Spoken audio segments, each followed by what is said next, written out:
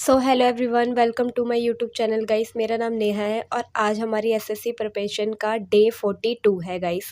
तो यहाँ मैं सुबह 4:30 बजे उठ गई थी। उठते के साथ ही मैंने अपनी स्टडी की थी और स्टडी की, लेकिन मैंने उसकी वीडियो नहीं बनाई क्योंकि मॉर्निंग में काफ़ी इफेक्टिव डे मैं अपना चाह रही थी, क्योंकि मेरा सुबह का टाइम ही मिलता है जो मैं सिर्फ खुद के लिए ही निकालती हूँ।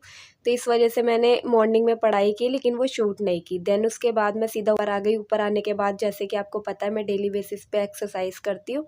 तो यहाँ मुझे आज टाइम मिल गया था क्योंकि सुबह जल्दी उठ गई थी, तो यहाँ एक्सरसाइज करने के लिए मैं आ गई थी।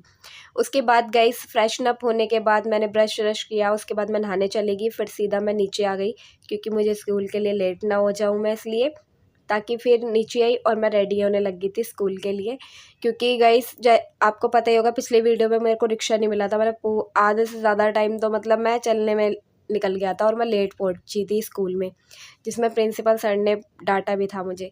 तो इसी चक्कर में मैं चाहती हूँ कि आज टाइम पे पहुँचूँ, तो टाइम पे मैं नीचे आ गई। फटाफट मैं रेडी हो जाती हूँ स्कूल के लिए। देन उसके बाद हम स्कूल के लिए निकल जाएंगे। गए इस रास्ते में मुझे जूस वाला दिखा, क्योंकि मैंने ब्रेकफास्ट सुबह मॉर्निंग में नहीं किया, तो मैं सोची चलो मैं जूस ही पी लेती हूँ। यहाँ मैंने मौसम्बी का जूस बनवाया था और वो पिया। और फाइनली थोड़ी आगे गई तो मुझे रिक्शा मिल गया और मुझे सबसे ज़्यादा खुशी हुई कि फाइनली मुझे रिक्शा आखिर मिल गया आज के दिन। और उसके बाद गई मैं जा रही थी स्कूल जाते ही गई सीधा प्रिंसिपल रूम में और प्रिंसिपल सर ने दे दिया ये काम।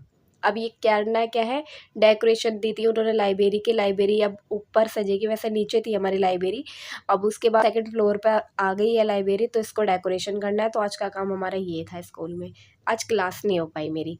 देन उसके बाद मैं घर आई। घर आने के बाद मैंने मुँह वूह धोया, अपने बाल काटे और फटाफट बैठ गई मैं अपने स्टडी टेबल पे। और यहाँ मेरी लास्ट वीडियो चली है परसेंटेज चैप्टर की, तो ये मैं वीडियो कंप्लीट कर लूँगी अपनी। ये आदित्य रंजन सर से कर रही हूँ, 51 डेज 51 मैराथन की तरफ से मैं कर रही हूँ। तो ये वीडियो मेरी कंप्लीट हो जाएगी, उसके बाद हम अपने नए सेशन की तरफ चलेंगे। तो गाइस एक का कमेंट ये आया था कि आपने कैलकुलेशन स्पीड अप कैसे बढ़ा रही हो अपनी। तो उसके लिए मैं क्या करती हूँ, जैसे मैंने बताया हुआ है, जैसे मैं क्यूब्स डेली बेसिस पर रटती हूँ, स्क्वायर याद करती हूँ, रूट्स याद करती हूँ, टेबल्स याद करती हूँ, और फाइनली जो ट्रिक्स होती है ना कि फास्ट कैलकुलेशन करने के लिए, मैं उस ट्रिक को भी फॉलो कर रही हूँ। वैसे देखिए पेपर तक याद रहे ना रहे, लेकिन मैं प्रैक्टिस करती रहूँगी तो ऑफिशियली बात है वो याद रहेगी। उसके बाद मुझे भूख लग रही थी, यहाँ मैंने चिल्ली पोटैटो मंगाया था बाहर से और वो खाया। देन उसके बाद मैं सीधा चली गई थी पढ़ाने के लिए। 1-2 शिफ्ट तो मैंने सोचा था कि मैं पढ़ा ही लेती हूँ। फिर उसके बाद यहाँ पढ़ाने के लिए चली गई थी और पढ़ाने के बाद सीधा आई मैं घर पर। तो फिर उसके बाद मैंने करी यहाँ केमिस्ट्री की क्लास। तो केमिस्ट्री क्लास करना बहुत ज़्यादा मेरे लिए इंपॉर्टेंट इसलिए है क्योंकि केमिस्ट्री के लिए ना मेरे पास कोई नोट्स नहीं है। तो वन शॉट वीडियो है ना, मैं वहाँ से ये कवर कर रही हूँ, जिसमें मुझे टाइम ज़रूर लग रहा है, लेकिन एक एक कॉन्सेप्ट चीज़ें मुझे समझ में आ रही है। तो वो काफ़ी हद तक सही है। आप एक बार टाइम लेके चीज़ें कर लो, लेकिन ऐसा करो कि वो दोबारा जब पढ़ो ना तो रिलेट कर पाओ। ये नहीं है कि आपको वीडियो की ज़रूरत पड़े, है ना। तो इस चीज़ तरीके से अपने नोट्स बनाओ, थोड़े शॉर्ट तरीके से बनाओ। मेरे थोड़े लेंथी इसलिए बना, मैं एक एक चीज़ को राइट डाउन कर रही हूँ इस चक्कर में। देन उसके बाद गाइस मेरा ये कंप्लीट हो गया था केमिस्ट्री का। तो मैंने सोचा चलो अब एक नया स्टेप करेंगे हम। अब करेंगे हम नए स्टेप में अपना वोकैब। जैसे कि आपको पता है मैंने मॉर्निंग में ना वोकैब याद नहीं किया था, मैंने और सब्जेक्ट करे थे। तो इसी चक्कर में मेरे को यहाँ 11:30 बजे मैं लेके बैठी थी वोकैब के लिए। तो ये वोकैब को मैं लर्न करूँगी। तो ये देखिए मैं कैसे याद कर रही थी बच्चों की तरह, आई नो, बट जैसे भी याद हो, बट याद हो जाना चाहिए, ये मोस्ट इम्पॉर्टेंट पार्ट है।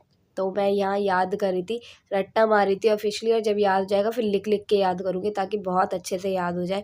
क्योंकि वोकैब ना मतलब यार 30% मतलब 30 मार्क्स की तो वोकैब ही आती है। तो इसलिए वोकैब पे ज़्यादा फोकस रह रहा है मेरा।